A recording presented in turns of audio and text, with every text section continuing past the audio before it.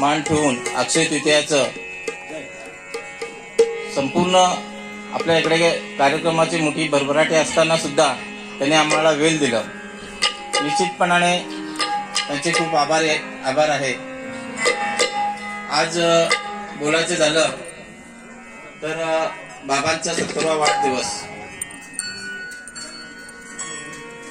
बाबांच्या बाबतीत बोलायचं झालं तर अतिशय कष्टाळू आणि शेतकरी, शेतीमधून जे काही उत्पन्न आपल्याला माहीत आहेच, शेतीचा पूरक धंदा एक दुग्ध व्यवसाय त्यांचा होता आणि ह्या व्यवसायातून आम्हाला त्यांनी शिक्षण दिलं.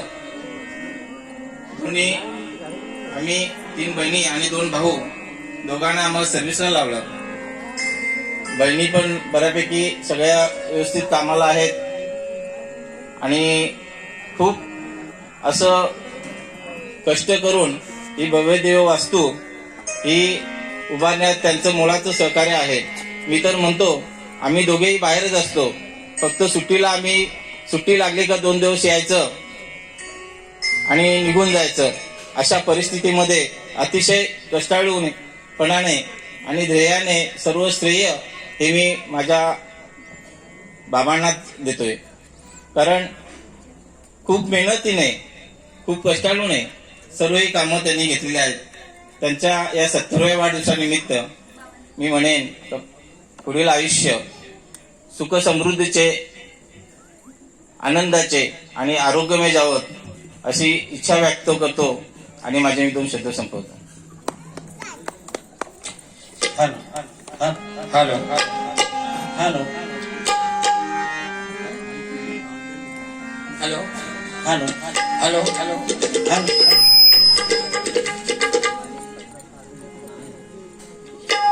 कुंजवनी हरी सारितो धेणू नाचती गोपाळ हरी वाजवितो वेणू हरीची ऐकुनी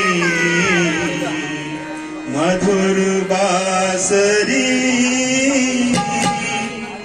राधा होशील ग बावरी राधा राधा करी बासरी राधा होशील ग बावरी राधा राधा करी बासरी कृष्ण येता झाली बावरी राधा राधा करी बासरी कृष्ण येता झाली बावरी राधा राधा करी बासरी कृष्ण येता